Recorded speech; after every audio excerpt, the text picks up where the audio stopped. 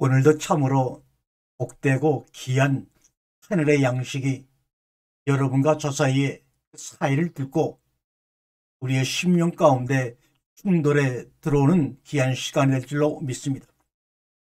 우리가 신약에 들어와서 신약의 성경을 보게 되면 10권이 넘는 서신서를 바울이 혼자 기록하여 로마 본토, 그리스, 그리고 레반트 지역이라고 하는 터키의 지중해 연변에 있는 그런 교회들에게 편지를 보내는 서신서가 신약의 대개 주를 이루고 있습니다. 사도 바울이 죽은 후 어느 정도 시간이 지난 다음에 기록된 것이 우리가 지금 복음서라고 알고 있는 카타 마가, 카타 마테, 이렇게 원래는 복음서라는 말이 그 안에 없습니다.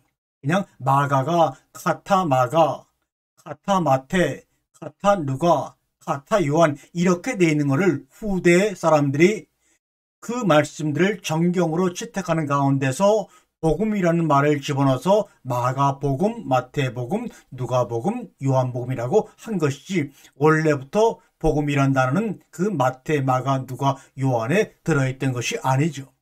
그런데 성경의 교리와 신학의 뼈대가 되는 로마의 교회들에 보내고, 데살로니가 빌립보 교회 보내고, 고린도 교회 보내고, 또 나머지는 그 레반트 지역, 지금으로 하면 터키의 지중해 연변에 있는 그 소아시아 교회들에게 편지를 보내는 사도 바울의 그런 서신서다.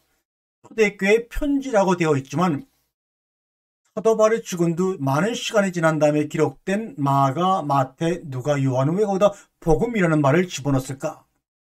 여기에 대해서 우리는 별로 생각하지 않습니다. 사도 바울의 서신서를 보게 되면 처음부터 마지막 서신까지 예수의 십자가의 죽음과 부활에 관한 두 가지 논점에서 모든 것을 이해하고 받아들였습니다. 신기하게도 사도 바울은 같은 가까운 지역에 서로 동감섬도 살아생전 예수를 만난 적이 없습니다. 그렇게 예수를 믿는 사람들을 잡아 죽이고 고통을 주는 그런 일을 하면서도 불구하고 그 정작 원흉이라고 일컫는 예수를 만난 적이 없죠. 그래서 사도 바울은 예수의 살아생전에 대한 정보를 가지고 있지 않습니다. 그래서 예수가 우리와 같은 육신의 몸을 입고 오신 예수 그리스도의 생애에 대해서는 그의 편지에 언급되어 있지 않죠.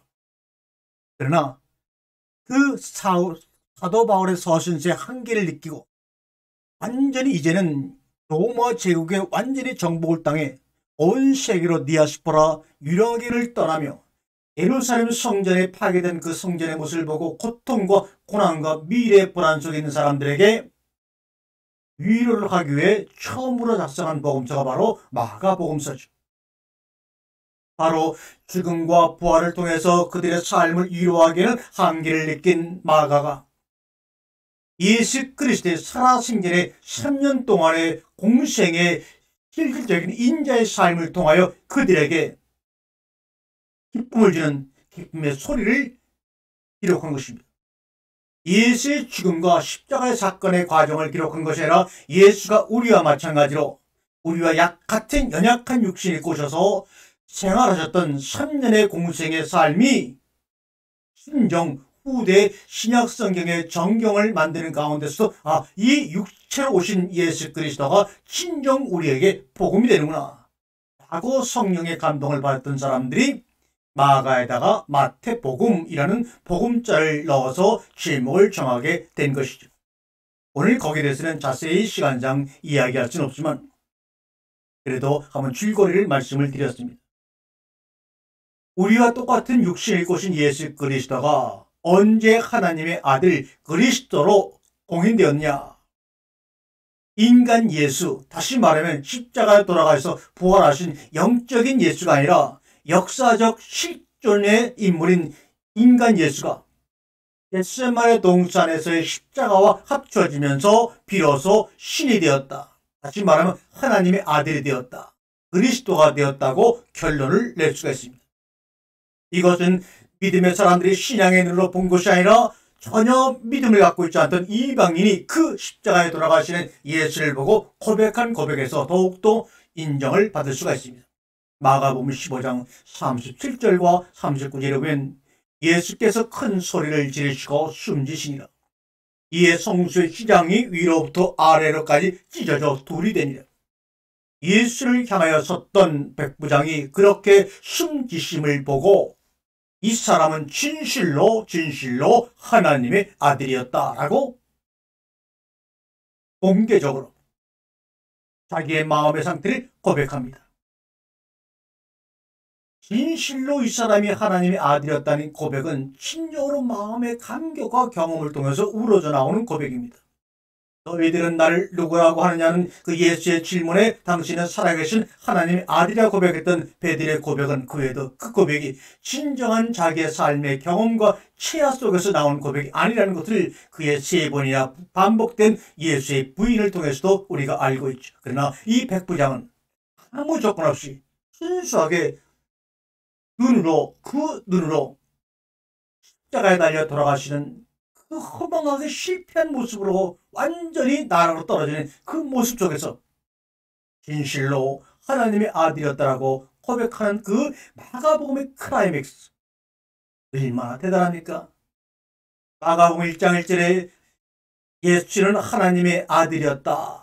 진실로 하나님의 아들 예수 그리스도에 대한 복음이라 이렇게 시작한 마가복음이 마지막에 와서는 진실로 하나님의 아들이었다라고 듣는 이 예수의 3년간의 공생의 알파 오메가 이것이 바로 우리에게 참된 왜요? 우리는 영으로 사는 것도 아니고 추상적으로 사는 것도 아니고 흙으로 만들어진 감정을 지닌 오요 실정을 지닌 육신을 입고 살아가기 때문에 육신을 통하여 우리의 삶과 함께 부딪히신 예수의 공생애가 우리에게 친정 위로가 되고 평안이 되는 겁니다. 인간 예수가 갈릴리 땅에 존재했던 역사적 예수가 십자가와 합쳐지면서 비로소 하나님의 아들 그리스도가 되었다고 우리는 고백할 수 있습니다. 우리가 진정으로 거룩하신 하나님이나 예수님을 만나고자 한다면 성경이라고 하는 언어의 권위에 맹종할 것이 아니라 그 언어를 뚫고 문자를 뚫고 그 언어를 넘어서 살아있는 하나님이나 예수를 만나야 합니다. 또한 우리는 끊임없이 날마다 질문해야 합니다. 인간은 과연 죄인이란 말인가? 어거스틴이 말했던 것처럼 칼빈의 전적 타락설처럼 인간은 정말 죄인인가? 칼빈에게도 물어보고 어거스틴에게도 물어봐야 합니다. 한번 양심 고백을 해보라고. 우리 인간은 원죄로서 규정되어야만 하는 존재인가? 라고 다시 한번 그들에게 질문합니다. 인간이 죽는다는 것은 과연 나쁜 것인가? 인간의 삶에 긴장을 주는 요소가 사실 죽음밖에 더 무엇이겠습니까? 과연 인간은 죽음을 향하는 존재인가? 선과 악, 삶과 죽음, 하나님과 인간 그 양자를 모두 해탈해버린 양망의 경지를 지향하여 도와 하나가 되는 혼의를 추구하는 동방인들에게, 우리 동양 사람들에게, 대한민국 조선의 민중들에게는 인간을 죄인으로 규정짓고 원죄로 규정되어 해석에 들어가는 이 성소의 서양 철학이 낯설 수밖에 없는 것인데도 불구하고 한 번도 1, 200년 동안 거기에 대한 낯선 그런 그 사상과 이념에 대하여 누구도 바로 질문한 사람이 없었기 때문에 오늘 우리 한국의 기독교가 이렇게 낯설고 많은 사람으로부터 외면을 받는 것이 아닌가 생각이 듭니다. 인간 예수를 둘러싼 질문들이 생겨나야 합니다. 과연 우리 예수님이 기독교를 만들었을까? 장로교를 만들었을까? 감리교를 만들었을까? 순결교를 만들었을까? 순복음교를 만들었을까? 기타 등등 기독교와 연관있는 그런 종교를 만들었을까? 우리가 근원적으로 질문해야 할 사실은 과연 예수가 인간을 죄인으로 인식했는가 하는 것에 관한 것입니다. 매우 중요한 것이죠. 과연 예수가 인간을 구원받아야만 할 존재로 파악을 했을까? 예수가 과연 인간에게 믿음을 강요했을까? 이제는 그 질문들을 던져야 합니다. 예수는 과연 자기 스스로 이 세계를 구원해야만 하는 구주로 메시아라고 스스로 인지했을까? 예수의 자기 인식 속에 메시아라는 형상이 있었을까? 예수는 교회 운동을 하는 시조일까? 예수는 교회라는 조직을 만들려고 노력하고 조직 시작을 만들려고 한 사람일까? 예수는 우리가 믿는 기독교의 창시자일까요? 예수는 기독교를 만들려고 했을까요? 예수와 기독교가 무관한 것이라면 과연 예수 본인에게 게리그마적인 요소가 있었을까? 예수에 관한 게리그마, 이 게리그마는 여러분들이 선포, 설교한다, 프리칭한다고 이해가 되죠. 예수에 관한 설교는 과연, 그분의 말씀은 과연 예수 자신이 선포한 내용과 관련이 있을까? 예수는 과연 하나님의 아들일까? 예수는 과연 몸으로 부활했는가? 이런 수없는 질문에 대해 우리는 매우 명료한 대답을 하지 않으면 안 됩니다. 예수는 하나님 아들일까? 라는 그 고백과 진실과 경험은 바로 그 인간 예수가 십자가와 합쳐지면서 비로소 하나님이 되었다고 하는 로마 백부장의 고백이 우리의 고백이 되어야 할 줄로 믿습니다. 분명히 예수님은 로마 백부장의 증언대로 십자가에 못 박혀 죽었습니다. 죽음이 확인되었기 때문에 부활도 우리의 삶을 통해 증언되고 확인되고 공인되어 가고 있습니다. 초대교회 설교의 선포의 게리그마의 핵심은 무엇인가? 그 게리그마가 왜 문제가 되는가? 초대교회 사람들이 공통으로 가지고 있는 신념이 고립된 그룹을 형성하게 만드는 가장 본질적인 이유는 그 믿음이, 그 신념이 우선 그 당시, 지금도 마찬가지입니다만 보통 사람들의 인과적 상식에 유배되는 특수한 사실을 가리키고 있기 때문입니다. 그것은 복잡하거나 난해한 철학 혹은 이론 혹은 신앙 체계가 아니라 아주 단순한 사건을 가리키는 것임에 틀림이 없지요. 그런 단순한 사건이 아니라면 많은 민중이 즉각적으로 공동체를 형성할 만큼 강력한 에너지를 방출할 이유가 없는 것입니다. 아주 단순한 팩트가 아니면 개념적, 이론적, 추상적 사고를 하지 않는 민중을 움직일 수가 없습니다. 단합되지 않습니다. 얼마 전에 광화문 촛불 집회도 단순한 팩트가 아니면 촛불혁명은 일어나지 않았을 것입니다. 그 사실, 그 팩트에는 이론이 필요 없는 것입니다. 따로 믿음도 필요 없습니다. 팩트 자체가 이미 믿음이요, 현실이요, 경험이기 때문입니다. 그러면 그 사실이란 팩트라는 것은 무엇인가? 우선 아래와 같은 바울의 변론을, 바울의 고백을 살펴보면서 이해를 해보도록 하죠. 고린도전서 15장 13절과 15절까지의 말씀을 보니 만일 죽은 자의 부활이 없으면 그리스도도 다시 살아나지 못하셨으리라. 그리스도께서 만일 다시 살아나지 못하셨으면 우리가 전파하는 것도 헛것이요 또한 너희 믿음도 헛것이며 또 우리가 하나님의 거짓 증인으로 발견되니 우리 하나님이 그리스도를 다시 살리셨다고 증언하였습니다. 바울이 바로 이 문장에서 확고하게 선언하고 있는 것은 부활이라는 사건입니다. 부활이 없다면 교회라는 모임도 없고 교리도 있을 수가 없고 전도도 있을 수가 없습니다. 부활이 없다면 우리의 믿음도 헛된 것이고 전파하는 것도 헛된 것이고 예수 그리스도라고 하는 간증도 헛것이고 재림의 대망도 헛것이고 모든 것이 말짱 황으로 돌아간다는 이야기를 하고 있는 거예요. 부활이라는 십자가에 못 박혀 죽었던 인간 예수가 사흘 만에 죽음으로부터 해방되어 다시 살아났다는 매우 심플한 팩트입니다.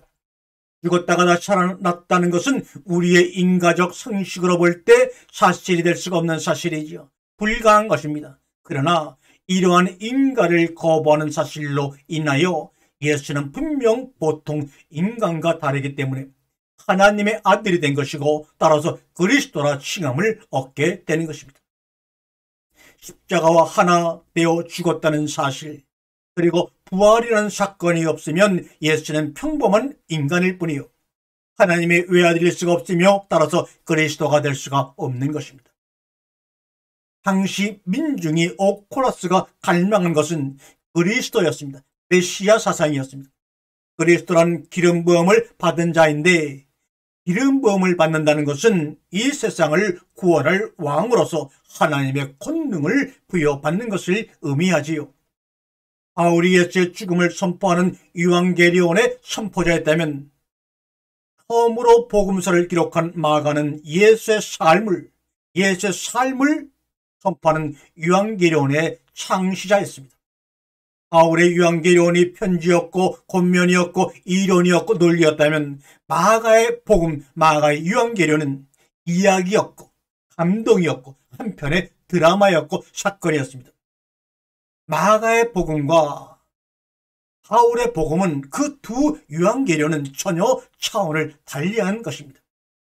전자가 예수의 십자가의 사건의 의미를 물었다면 후자의 마가는 예수의 생애를 있는 그대로 보여주려고 노력한 것입니다. 마가복음은 이렇게 멋진 말로 시작합니다. 거기에는 동사도 포함되지 않고 오직 명사만 가지고 이렇게 큰 문장으로 마가복음의 정신을 이야기합니다.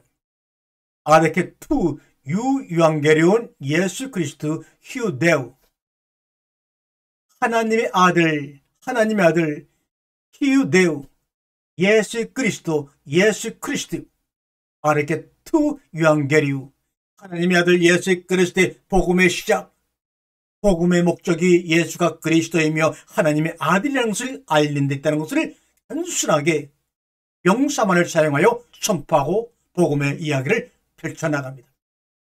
여러분, 예수님이 성경에서 우리가 지금 이야기하는 구약의 성경의 구절들을 많이 인용하셨는데 사실 예수님 당시에는 구약이라는 것이 존재하지도 않았다는 것 우리가 한번 기억해야 합니다.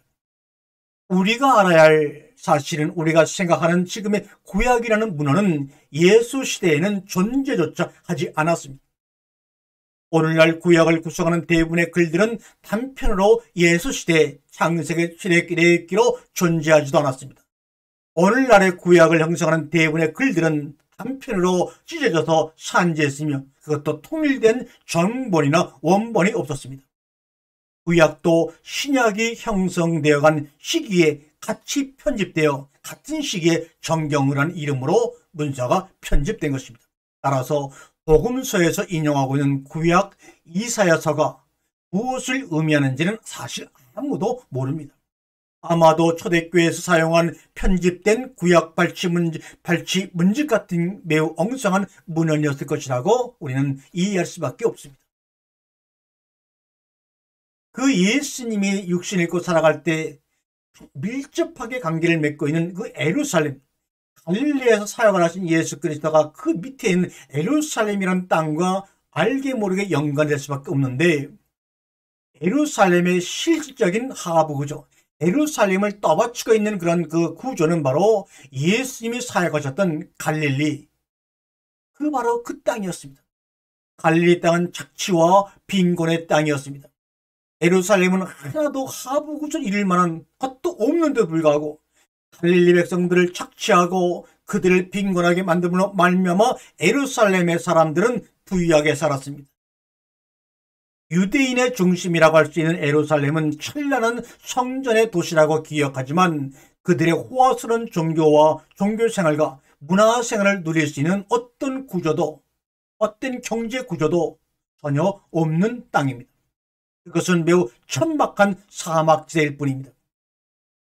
유대의 광야에서는 착취할 만한 건덕지가 아무것도 없었습니다. 그러므로 그들의 예루살렘의 하부 구조, 그 예루살렘을 지탱하는 그 구조는 전적으로 갈릴리 대지에 의존하고 있었습니다. 갈릴리는 레바논 산맥과 안티레바논 산맥과 그리고 헤르몬 산의 기운이 갈멜산, 에치레벨리 계곡까지 연결되는 비옥한 초생달 지역에 포함되는 팔레스타인의 북부 지역으로서 갈릴리 호수의 풍부한 수량과 더불어 상당히 풍요로운 농사가 가능한 지역이었습니다.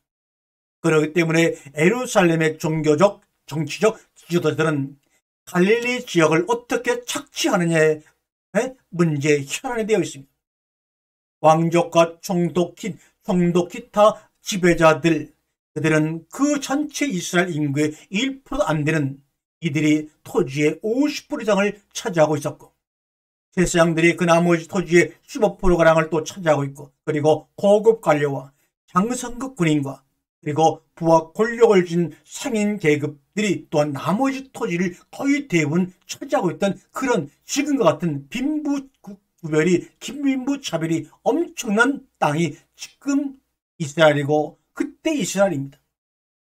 한편 농민이라고 부르는 갈릴리 인구의 광범위한 대중은 그들의 농사 소출량의 3분의 1을 무조건 상부 계급의 세금으로 상납해야 되는 그런 구적 속에서 살던 이들이 예수님을 따르던 오클로스 민중들이었습니다. 이들 농민은 운이 좋다고 해봐야 가족과 가축, 사회적 의무, 내년에 뿌릴 씨 수요를 충당하는 최소한의 생존 수준의 소득을 유지할 수밖에 없던 사람들입니다. 오늘날 거기다 운이 나쁘면 기근이나 질병이 덮치면 경작지에 쫓겨나서 소작이나 모습일이나 그 이하의 천직으로 전락했던 사람들이 바로 산상수훈을 들었던 사람들이요, 예수를 따라 오병의 기적을 체험한 사람들입니다. 또 그 밑으로 농민들 밑으로 5% 정도를 형성하는 공작인, 무언가 물건을 만드는 사람이 있었고, 그 밑에는 우리가 말하는 백정이라고 하는 불가촉 청민에 해당하는 불황자, 부스러기 인간의 거의 10% 이상을 형성하고 있던 그 지역이 바로 갈릴리 지역입니다. 예수 시대에는 사람들이 문자가 있어도 문자를 알지 못하는 문맹률이 97% 이상이 되었습니다. 그를 아는 사람은 1, 2%밖에 되지 않았습니다. 역사적 예수는 결코 사도 바울과 같은 지식인이 아니었습니다. 통찰력은 풍부했으나 이론적인 사고를 하는 분은 아니었지요. 개념적 논리적 사유에 젖은 인간은 그토록 풍부한 비유를 만들어내지를 못합니다. 그러므로 서신서라든지 마태, 마가, 누한이라든지 이런 것은 우리가 지금 읽는 것처럼 문자로 통용되었던 것이 아니고요. 그리스나 로마나 가나안 땅에도 글을 읽을 줄 아는 사람들은 1, 2%밖에 되지 않았고, 그들은 부유층에 속하기 때문에 그 예수라는 사람의 사상에 관심도 없었습니다. 그를 모르는 사람들의 대부분의 민중들이 바로 예수의 인형과 예수를 따라다녔던 사람들입니다. 그러므로 그들에게 편지를 보내거나 복음서가 보내지면 읽는 것이 아니라 그를 아는 어느 한 사람이 낭독해 주는 것입니다. 이것이 바로 우리나라의 판소리 같은 모양으로 그들의 심령을 울렸던 것입니다. 그래서 복음, 복된 소리라고 했지 복된 글자다, 복된 문자라고 하지 않았던 것입니다. 갈릴리 지역에는 이마레츠와 오클레스라고 하는 헬라어로 대변되는 그런 지역입니다. 이 이마레츠라는 말은 구약에서부터 쓰인 말인데요. 임하레츠라는 말은 뭐냐? 히브리 말로서 땅의 사람들이다, 이런 말입니다. 좋은 뜻으로 말하면 땅의 사람들입니다. 적과 꿀이 흐르는 땅을 부여받은 자라는 의미에서 좋은 의미였으나 시대가 흘러가면서 그것은 가난한 하층민 농부 계급을 이르는 말로 사용되었습니다. 미시나가 율법이 지배된 시대의 그 말은 너무 무식해서 할라카, 율법을 지킬 줄 모르는 소외 계급을 이마레츠라고 또한 말했습니다. 또한 힐레 같은 대표적인 장로도 이마레츠 치고 종교적인 사람은 아무도 없다고 말했으며, 랍비들도 이마레츠가 기르는 곡식은 먹지 말라고 경고할 정도로 비참한 신분으로 전락한 것이 바로 이마레츠란 땅의 사람들이었습니다. 이마레츠는 자녀의 교육에 무관심하며 정결한 예식도 지키지 않았으며 토라에 전적으로 무지하여 사후에 아무런 자리를 차지할 수 없는 사람들이라고 멸시를 받았던 것입니다. 바로 갈릴리는 그러한 이마레츠의 땅이었습니다. 그런 이마레츠의 땅을 착취해 먹고 있는 예루살렘 사람들은 또 무엇입니까? 오히려 보면 이마레츠보다 한참 못한 무리들이 아닙니까?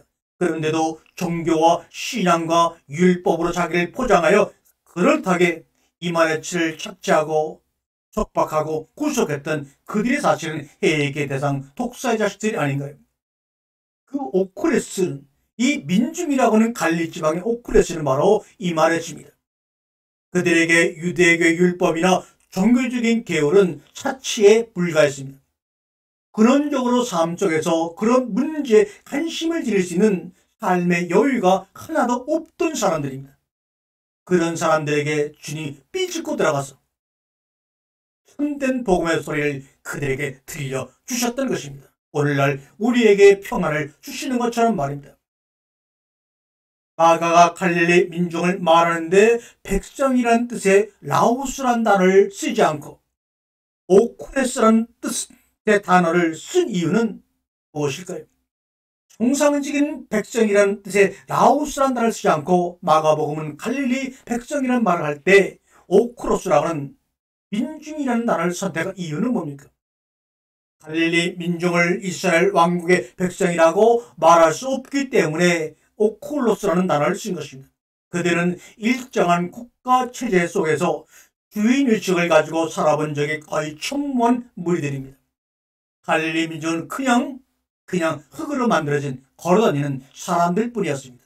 그들에게 흙의 사람들이라는 이 말에 취해 오셔서 그들 가운데 말씀을 심어주고 신비의 뿌리를 내리게 함으로 말미암아 영의 사람으로 창조해 가시는 육신을 입고 오신 예수 그리스도의 공생애가 진정 우리에게 복음이라고 마가는 외치고 있는 것입니다. 예수님의 갈릴리의 아이덴티티는 갈릴리 속에서 예수님의 그 정의는 특징은 뭐냐? 바로 거기서 최초의 복음서 인간 예수의 그 갈릴리 속에서의 그 아이덴티티는 바로 마가복음서를 간통하는 사상입니다. 사건입니다. 예수는 갈릴리 사람입니다. 마가는 예수의 갈릴리 아이덴티티를 처음부터 끝까지 전 공생의 드라마를 통하여 집요하게 우리에게 들려주고 있습니다. 요한으로부터 세례를 받은 후에도 바로 즉각적으로 갈릴리로 예수는 돌아갑니다. 그가 예루살렘으로 진격했을 때 그와 동행한 사람들 또한 역시 갈릴리 사람들이 전부입니다. 그의 부활을 최초로 증언한 사람들도 모두 갈릴리 사람들이었습니다. 예수가 부활을 나타낸 것도 예루살렘이 아닌 갈릴리 바닷가였습니다. 최초의 초대교회를 할 수 있는 오순절교회를 형성시킨 사람들도 갈릴리 사람들이었습니다. 갈릴리라고 하는 이 대맥을 놓치면 마가복음이라는 이야기는 생명력을 잃게 되는 것이죠. 오늘 이 대한민국에서도 복음이 갈릴리의 땅을 찾지 못하면, 그런 오크레스 민중들과 만나지 못하면 그 복음은 생명력을 잃습니다. 따라컨대 오늘날 한국의 대형교회는 갈릴리의 복음을 철저히 외면한 무속의 대형할 뿐입니다. 예수는 대형교회 무당이 아닙니다. 또한 우리나라는 독일의 칼바르트와 볼트만, 칼바르트가 중점이 된 조직신학과, 볼트만이 주장하는 성서신학의 대립구도에서 칼바르트의 완승으로 교회가 지어져갔습니다. 왜요? 볼트만의 성서신학으로는 교회 발전을 기대하기 어렵기 때문에 모두 다 성서신학이 중요하다고 알고 있으면서도 칼바르트의 교리에 붙잡혀서 조직신앙으로 교회를 성장시켜 나가는 것이 바로 우리나라입니다. 그들에게 생명을 잊어버리고 오클루스 민주가 만났으니 길을 스스로 차단시켜버리고 만 결과 세상으로부터 윤리적으로도 외면을 받는 그러한 기독교를 가진 나라가 되어버리고 말았어요. 우리 예수님은 성막 성전이건 솔로몬 성전이건 헤롯 성전이건 막론하고 성전 그 자체를 거부하였습니다. 민중은 사람이라면 성전 없이 직접 하나님과 교섭해야 합니다. 성전이라는 권위에 갇힌 하나님은 진정한 하나님일 수가 없습니다. 하나님과 인간 사이에 어떠한 칸막이도 끼어들면 안 됩니다. 우리 목회자들도 하나님과 성도 사이에 그들을 징계하는 그런 브로커의 역할, 칸막이 역할, 이것 하면 안 됩니다. 그저 징검다리가 돼서 나를 밟고 지나가서 당신 직접 하나님의 음성을 들으세요 라고 하고 밝힘으로 그들의 성도들에게 자신의 모든 등짝을 밝혀줌으로 말미암아 스스로 세상에서 소멸되어 그리스도의 품으로 들어가는 그 귀한 것이 바로 목회자들의 사명이라는 것을 우리 함께 깨달아 나가면 어떨까요? 블로커라고 하는 것은 연결시키는 사람입니다. 담벼락입니다. 칸막이입니다. 그러나 이런 칸막이와 블로커가 없는 하나님의 나라가 도래하기 위해서 주님은 회개하라 천국이 가까이 왔다고 우리에게 말씀한 것이죠. 예수는 증거인이 없는 뿌라크가 없는 하나님의 나라의 도래를 선포하였던 것입니다. 새로운 창조가 시작되고 있는데 토라의 권위를 가지고 교리를 가지고 교권을 가지고 교회의 큰 건물을 가지고 인간을 짓누르는 제식, 율법, 은기, 정화, 생활규칙, 제사장 계급의 존재, 건물, 성전 이 모든 것은 21세기 코로나 시대를 맞아요. 하나하나 차츰차츰 사라져야 합니다. 하나님에게는 사랑과 용서만 있을 뿐입니다. 예수의 사상은 오늘 21세기에도 그러나 참으로 실현하기 어려운 근본입니다. 참으로 뿌리내리기 어려운 사상입니다. 그렇기 때문에 이 사상을 성서신학을 땅에 뿌리내리기 위해서는 그 일을 하는 사람들이 날마다 죽고 사람 눈에 띄지 않아야 합니다. 예수 시대에만 실현하기 어려웠던 것이 아니라 지금도 환경은 변하지 않고 있습니다. 과연 이러한 예수를 유대인이라고 하는 황당한 민족 개념 속에 묶어둘 수는 없겠죠. 어떤 종교 속에 제한시켜 놓을 수는 없겠죠. 세례를 받으시고 물에서 올라올 때 하늘로부터 인정받는 장면이 마가복음 1장 10절에 기록되어 있습니다. 온 물에서 올라오실 때 하늘이 갈라짐과 성령이 비둘기가 자기에게 내려오심을 보시더니, 이 갈라진다고 하는 말은 시키죠 메누스, 찢어진다는 뜻입니다. 찢어진다고 하는 강한 어조를 나타내는 말인데, 예수가 죽었을 때 성수의 장막이 위로부터 아래로 찢어져 둘이 되었다고 할 때 그 단어와 같은 계열의 동사입니다. 여기서 하늘이 갈라진다는 것은 일종의 우리나라 말, 우리 한글로 얘기하면 개벽을 의미하죠. 하늘과 땅이 열리는 겁니다. 하늘과 땅이 소통되는 것을 의미하는 겁니다. 다시 말해서 하늘이 갈라지고 성령이 내려오는 것을 예수만 오직 보았다는 것입니다. 그리고 곧바로 예수에게 하늘의 소리가 들립니다. 너는 내 사랑한 아들이요 내 기뻐하는 자라. 주변의 어떤 사람도 보고 듣지를 못했습니다. 이것은 무엇을 의미합니까? 세례 요한의 세례의 궁극적인 의미에 관하여 그 한계성을 설정한 것입니다. 세례는 비록 요한에게 물려받았지만 그 세례는 예수의 하나님 되심을 인가받는 특별한 성령의 세례라는 것을 말하고자 하는 것입니다. 그것은 직접 하나님과 예수 사이에 이루어진 영의 소통이요 영의 교감입니다. 보고 듣는 것을 예수만 보았는가? 보고 듣는 것을 너는 내 사랑하는 자요 내 기뻐하는 자는 이 소리와 들림을 예수만 유일하게 보았는가? 아닙니다. 그 당시에 세례 요한은 보고 듣지 못했을지라도 이 복음서의 낭독을 듣는 우리들이 지금 듣고 보고 있지 않습니까? 바로 복음서의 묘미는 바로 영원히 시대를 초월하여 복음을 듣고 있는 우리들에게 있는 것입니다. 이 마가복음을 읽어보다 보면 마가복음의 아주 특징과 묘미 중에 하나가 바로 유투스라고 하는 헬라어가 많이 사용되었습니다. 유투스는 우리말은 곧바로 이렇게 번역되었죠. 곧 문에서 올라오실 때 또 12절에도 곧 예수를 광야로 몰아낸지라. 이 곧이라는 유투스라는 부사가 참으로 많이 쓰이는데 마가복음 1장에만 11번 나오고 마가복음 전체를 통틀어서 41번이나 곧이라는 유투스라는 부사가 나옵니다.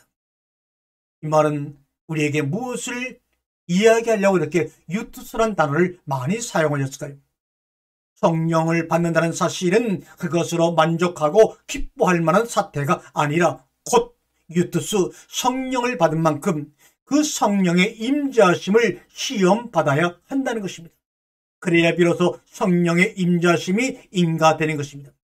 성령이 곧 예수를 광야로 몰아내신지라. 그러면서 광야의 시험이 끝나고 나오셔서 우리에게 첫 음성으로 메타노이아 회개라는 말씀하십니다. 그러면 그때 말씀하신 메타노이아 회개하라의 원뜻은 무엇일까요?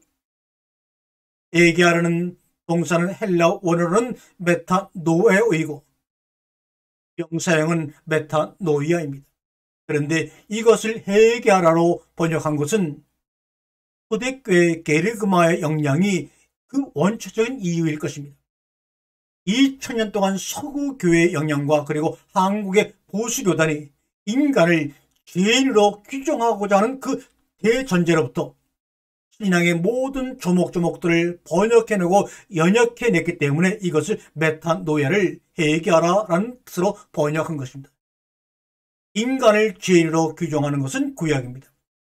그러나 새로운 계약, 즉 신약은 인간을 근원적으로 죄인으로 규정하지 않습니다. 죄인이 아닌 온전한 인간으로서 하나님과 새로운 정의로운 계약관계를 맺는 것이 바로 신약입니다. 그것이 바로 신비에 새겨지는 것이죠. 그래서 예수님은 의인을 부르러 온 것이 아니라 죄인을 부르러 왔다고 마가복음 2장 17절에 말씀하고 있어요. 그럼 여기서도 죄인을 부르러 왔다고 하지 않습니까? 라고 반문할 분이 계십니다. 그러나 그것은 인간은 근원적으로 죄인이라는 개념 속에서 이해될 수가 없다는 것을 선포하고 있는 것입니다. 예수가 부르고 있는 것이 죄인이라고 여기 성경에 기록하고 있지만 그 죄인은 죄인이 아니기 때문에 부름을 당할 수 있다는 역설적인 표현입니다.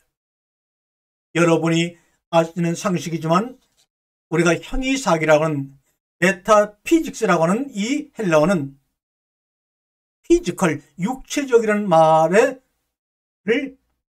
편집하는 과정 속에서 나온 단어입니다. BC 70년경 로데스의 안트리크니스가 아리토텔레스의 전집을 편집할 때 피지카, 육신육체라는 책 다음에 상당히 추상적인 주제를 다룬 제목이 없는 책이 있었거든 그렇게 메타피직스라고 부른 것인데 후에 라틴 작가들이 메타를 초월의 의미로 해석하여 메타피직스를 물리적인 것을 넘어서는 어떤 과학이라고 규정한 단어입니다. 하여튼 이 메타라는 접도는 무엇 다음이란 뜻도 있고 무엇과 함께라는 뜻도 있고 초월의 의미도 있지만 여기서 메타노이아 할 때 회개할 때 메타라고 하는 단어의 중명은 상태, 장소, 계획 등의 체인지, 변화를 의미하는 것입니다. 메타는 근원적인 레디컬 트랜스포메이션, 근원적인 생각의 변화를 의미합니다. 메타노이아 할 때 노이아는 철학에서 잘 쓰는 단어인데 노에오하면 생각하다는 동사가 되고 생각이라는 명사가 될 때는 노에마, 노에시스 등으로 쓰입니다. 헬라 고전의 사상가들은 이 말을 감성적 인식에 대비되는 사유의 맥락, 생각의 맥락으로 사용했다는 게 바로 메타노이아 할 때 노이아입니다. 그러므로 메타노이아는 생각의 완전한 체인지, 변화를 의미합니다. 그것을 우리가 동양적인 사고로 얘기하고 한문으로 얘기한다면 한마디로 멸이라고 할 수가 있죠. 하여튼 메타노이아는 과거의 지은 죄를 리치라는 회개의 의미가 아니고 반성의 의미가 아니고 생각을 change your mind, 생각을 바꾸라는 의미로 쓰인 것입니다. 나는 예수의 메타노이아의 요청은 우리말의 멸과 상통한다고 생각도 들지만 멸은 고뇌의 소멸이요 업의 정지요 깨달음의 기쁨이라고 얘기합니다. 메타노이아가 진정으로 생각의 바꿈이 되기 위해서는 산크리스토로 니로다, 멸이 되어야 합니다. 우리 인간의 머리가 잘려지고 예수 그리스도의 머리가 우리의 머리에 접붙임을 당해야 합니다. 그래서 내 머리가 잘려나가고 그 자리에 그리스도의 머리로 대체되어야지만 메타노이아, 니르도가 완성되는 것입니다. 그래서 에덴 동산이라고 하는 것은 십자가가 아담의 머리에, 이브의 머리에, 내 머리에 꽂히는 장소로 변화가 되어 생명가로 완성이 되어지는 정원의 동산입니다. 그러나 초대교회는, 중세교회는 예수의 이런 명제를 완전히 예수님의 본래 의도와는 정반대되는 방향으로 끌고 갔기 때문에 지금 회개하는 음성을 들을 때 우리는 반드시 깨달아야 합니다. 교회라는 조직의 업에 복속되는 회개 굴종으로 변질시키고 신부 앞에 나와서 교회 성전에 나와서 고해 성사를 해야지만 우리의 죄가 용서받는다고 하는 변질된 회개로 이 메타노이아를 변질시켰습니다. 잘못된 방향으로 끌고 간 이것을 바로 잡아서 놓을 때 우리의 생각들이 변화가 될 때 당신과 나 사이에 하나님의 나라가 연결하는 것을 피차 경험할 것입니다. 메타노야는 부활의 실천, 자기를 버리고 하나님의 나라를 향하여 가심을 여는 것을 의미합니다. 세상 생각의 바꿈, 메타노이아라고 하는 것은 하늘의 질서의 부름에 응하는 것입니다. 마음을 여는 것입니다. 진정으로 마음을 열기 위해서는 자기를 버려야 합니다. 자기의 십자가를 지고 예수를 쫓아가야 합니다. 바로 내가 없는 예수의 충만, 이 실천은 바로 메타노이아 나노의 근원입니다. 예수님 누가복음 14장과 마태복음 22장에 예수님께서 하나의 비유를 들어 우리에게 설명합니다. 어떤 사람이 큰 잔치를 준비하고 많은 사람들을 초청하여 있는데 잔치할 시간이 다가와도 초청받은 사람은 오지 않았다고 합니다. 잔치를 준비한 자가 다시 종들을 보내어 오소서 오소서 모든 것이 준비되었나이다 하고 간청을 하지만 나 땅을 샀어, 나 소를 샀어, 나 마늘을 얻었어 하면서 가진 핑계로 그 주인의 초청을 거부합니다. 이에 화가 난 주인은 종에게 이릅니다. 빨리 동네 거리와 골목을 나가서 가난한 자와 불구의 사람들과 소경들과 저는 자들을 초대하여 데려오라. 곧 종이 돌아와 주인이 명하신 대로 하였을 때 아직도 빈자리가 있나이다. 아니 주인이 종에게 이르되 길거리나 울타리 곁에 서 있는 사람까지도 강권하였더라도 내 집을 치워라. 내가 말하니 원래 청함을 받았던 자들은 하나도 내 잔치를 맛보지 못하리라. 이렇게 얘기합니다. 하나님의 나라가 우리 가운데 우리 사이에 다가오고 임하고 있는데 하늘의 질서가 이 땅에 우리의 삶 가운데 새로운 질서로 충돌하고 침입해 들어오고 있는데 땅 샀다고 아파트 분양받았다고 취직해야 한다고 좋은 직장 얻어야 한다고 장가 가야 한다고 말하면서 그 하자는 재물과 인간의 탐심과 눈에 보이는 욕망 때문에 하나님의 나라의 잔치에 참여하기를 거부하는 것은 예로부터 지금까지 반복된 현상입니다. 이것이 얼마나 가련한 우리들의 참 자상입니까? 땅을 샀어요, 소를 샀어요, 마늘을 얻어서 이 모든 것들이 바로 없어져야 할, 포기해야 할, 그 이면을 뛰어넘어 이면에 있는 것을 보아야 할 징검다리로 우리는 삼고 밟고 건너가야 합니다. 그러나 가진 자는 기존의 질서에 복속되어 재미를 보는 기득권자들은 메타노야의 능력, 회개의 능력을 상실하고 있는 것입니다. 가난한 자들은 복이 있나니 하나님의 나라가 그들의 것이라고는 말씀은 오직 이러한 맥락에서만 의미를 지닐 수가 있는 것입니다. 가난한 자들이란 과거를 뉘치는 자들이 아니요 미래를 향하여 마음껏 가슴의 문을 여는 사람들입니다.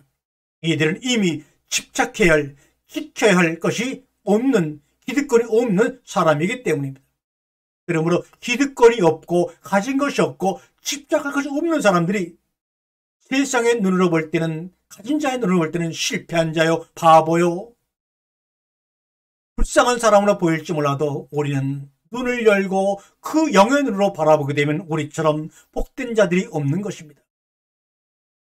복음을 믿으라, 기쁜 소식을 믿으라. 믿음은 객관적인 것이 아니에요. 주관적 확신입니다. 마가복음 1장 15절에 이르시되 때가 찼고 하나님의 나라가 가까이 왔으니 회개하고 복음을 믿으라 하시더라. 15절의 마지막 구절은 기쁜 소식을 믿으라 이 말입니다. 여기서 기쁜 소식은 그것이 진정 기쁜 것이기에 오히려 세상 사람들은 안 믿으려고 합니다. 기쁜 소식은 1차적으로 이성적 판단의 대상이라기보다는 주관적 확신에 의한 믿음의 대상입니다. 기쁜 소식이란 그것이 기쁜 것이기 때문에 오히려 사람들이 믿지 않고 있다는 것을 알아야 합니다. 기쁜 소식은 무엇입니까? 기쁜 소식은 바로 하나님의 나라가 오심입니다.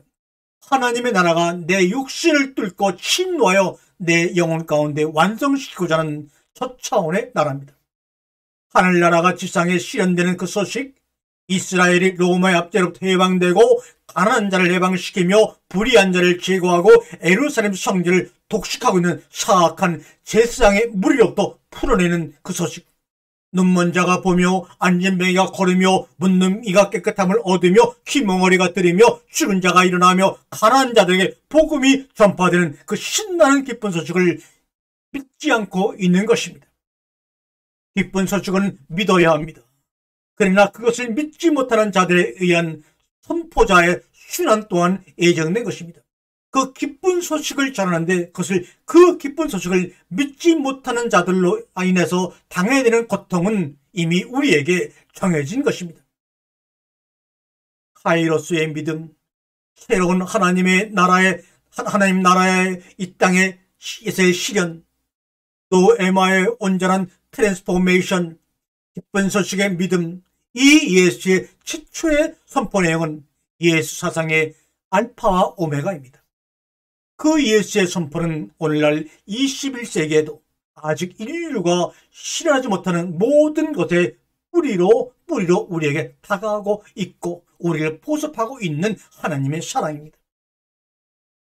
우리가 너무나 존경하고 사랑하는 예수님은 우리가 진리라고 믿는 그런 것들을 가르치지 아니하셨습니다.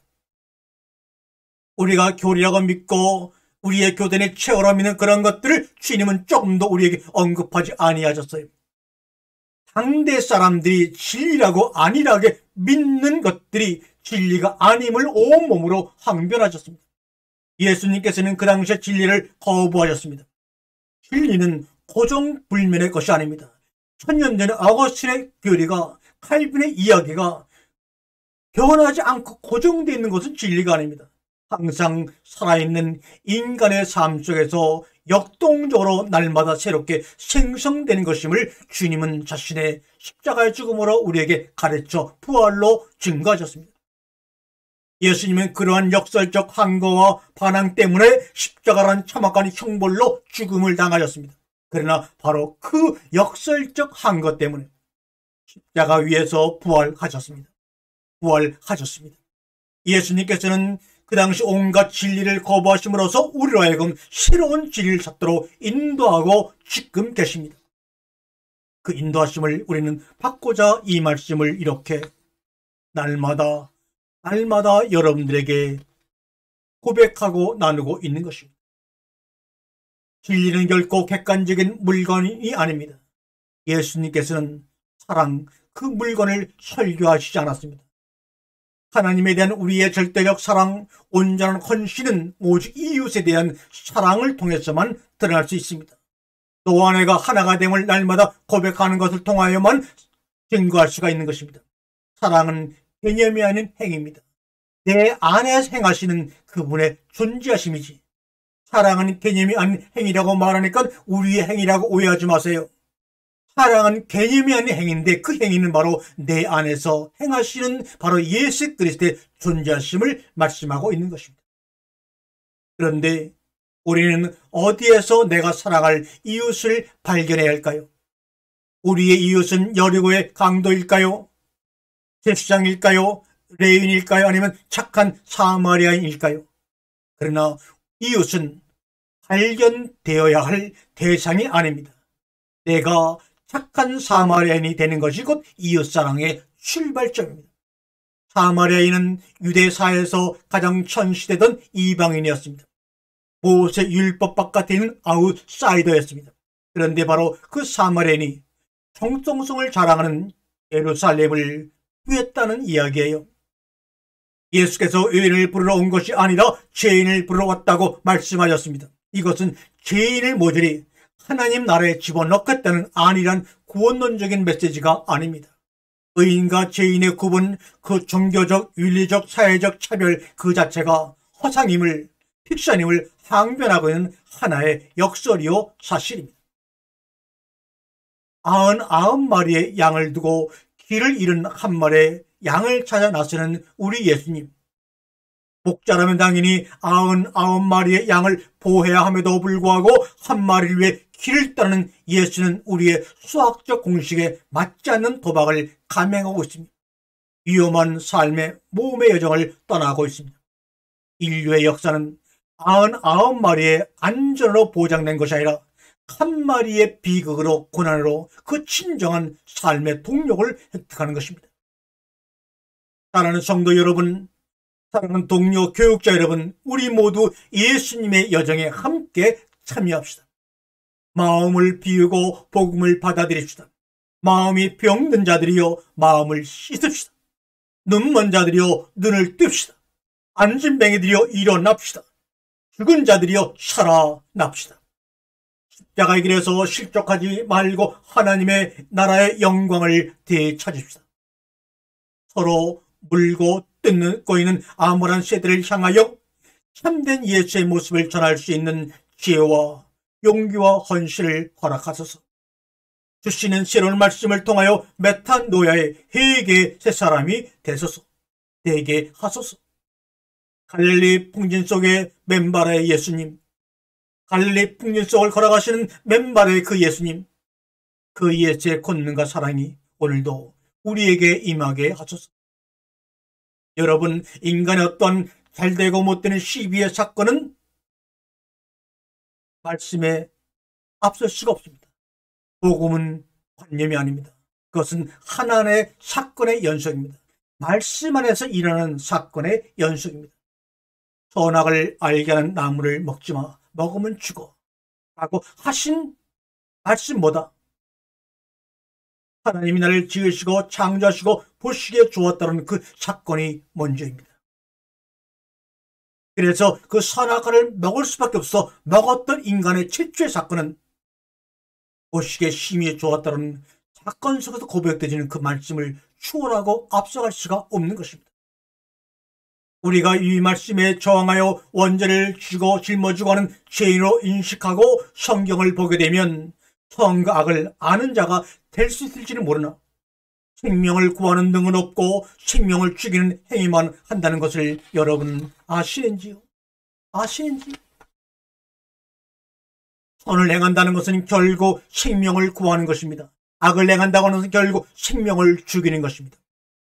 선과 악의 문제를 생명과 죽음으로 환원시킨 예수의 사고, 예수의 삶은 십자가에서 죽음으로 완성되어 부활로 증언되었습니다.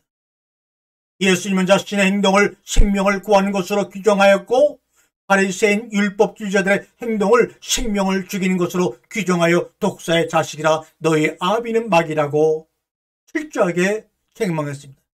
이와 같이 유대 종교 지도자들의 사고 및 행위와 자신의 사고와 행위를 생과 사로 대비시킴으로써 자신이 예수님이 이 땅에 온 궁극적인 의미를 선포하고 있는 것이 바로 복음서의 알파 오메가입니다. 나는 이 땅에 선을 행함으로써 생명을 전하고자 온 것이라고 예수님 지금도 우리에게 말씀하고 있습니다. 기존의 모든 종교는 악을 행하고 한 것이며 생명을 죽이고자 한 것이라고 주님은 말했습니다. 예수님의 본질은 영원한 생명입니다. 오늘 이 땅의 기독교는 살림을 위한 것이냐 죽음을 위한 것이냐 우리 한번 솔직히 답해보는 이 시간에 마지막이 되기를 간절히 주님의 이름으로 소망합니다. 아멘.